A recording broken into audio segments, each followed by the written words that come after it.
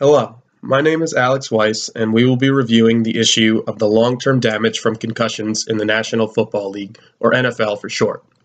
I will be making the argument that concussions in the NFL do in fact cause long-term brain damage, and therefore the NFL should be responsible for providing this information to players and should be punished for not doing so in the past. However, before we discuss the issue of concussions in the NFL, it is first necessary to understand exactly what a concussion is. A concussion is a medically diagnosed injury that primarily consists of the swelling of the outer brain tissue. Some signs that a person may have a concussion are if they report having a headache, being confused or disoriented, experiencing nausea, vomiting, dizziness, or fatigue. However, concussions don't just appear out of the blue. They are primarily caused by severe head trauma. Because football is a contact sport that requires players to constantly be hitting against each other, it is clear to see why concussions are a very prevalent risk in the NFL. Now, one may think, what's the big deal? A concussion is just like any other sports injury. You sit out a few games, heal up, and then you're all better. However, concussions are different, as they have been shown to have lasting long-term effects on the brain, including cognitive problems, increased signs of depression, muscle fiber deterioration, and a variety of other persistent, negative, and lasting effects. Here are the results from a study done on retired NFL players, in which players were polled as to whether or not they were experiencing a variety of different symptoms that are related to depression. The players who were questioned all had a history of receiving a concussion while playing in the NFL, and the players were tested against a control group of healthy individuals who had no prior history of concussions. As you can see, a much larger percentage of athletes with a history of concussions reported experiencing depressive symptoms than individuals who never had a concussion.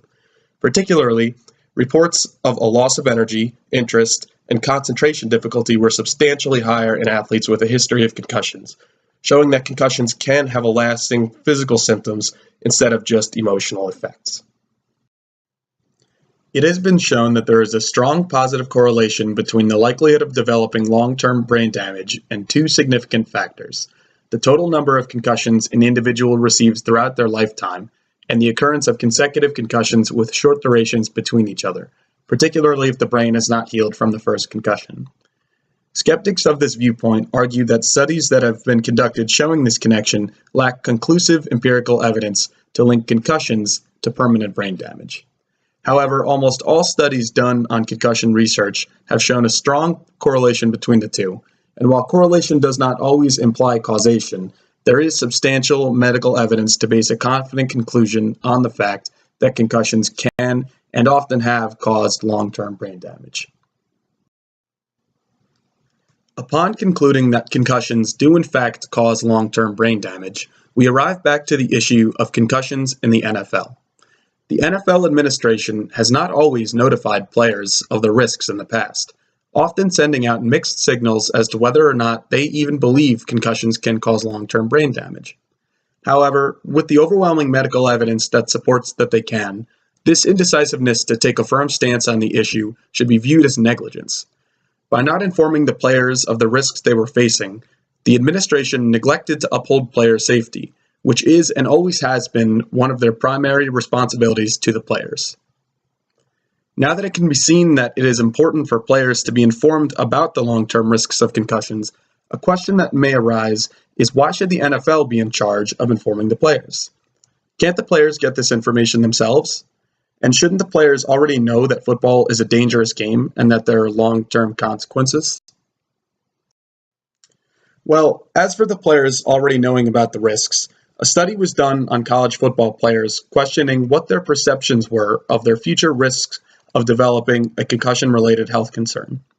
In this study, players were asked questions such as, in the future, do you think that there's a strong possibility that you will get a concussion? And do you think there's a strong possibility that you will have long-term problems performing in school or work because of concussions?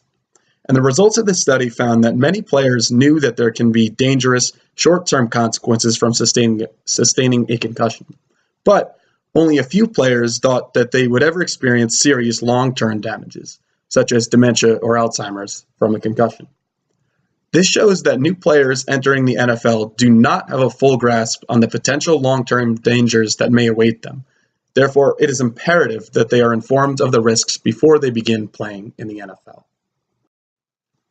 As for whose responsibility it should be to inform the players about the risks, whether it be the administration or the players themselves, there have been many recent court cases between the two parties in which the players have contended that, as player safety is outlined as a priority in their contract with the NFL, that the NFL should be responsible for informing the players about the injuries they may receive that risk their safety.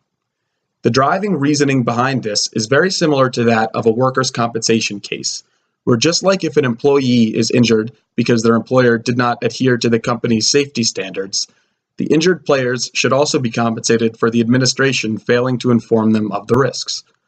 Because of this sound and well-defendable logic, the players suing the NFL reached a settlement in which the NFL compensated them for their concussion-caused damages.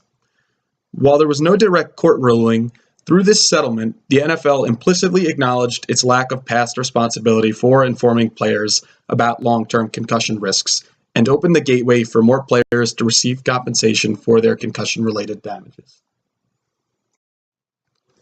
While it is now clear that it is the NFL's necessary responsibility to inform its players about the long-term risks of concussions, and that the NFL should compensate the players who have been injured from a lack of this knowledge in the past, there is still more work that can be done.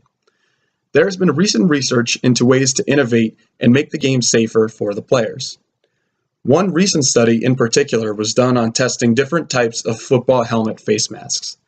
The results showed that by optimally designing a face mask to minimize the pressure and trauma experienced by the brain, the pressure and trauma experienced during the impact could be reduced by up to 39.5%. In other words, just by changing the face mask that the players wear, not even the helmets, but just the face mask, collisions to the head could become substantially less dangerous.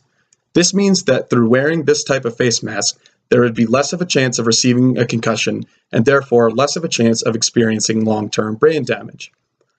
By investing in this type of research to reduce the number of concussions players receive in the first place, the NFL has the potential to make the game safer, reconcile its past negligence, and ensure that football will continue to be a sport we can all stand behind for years to come. Thank you.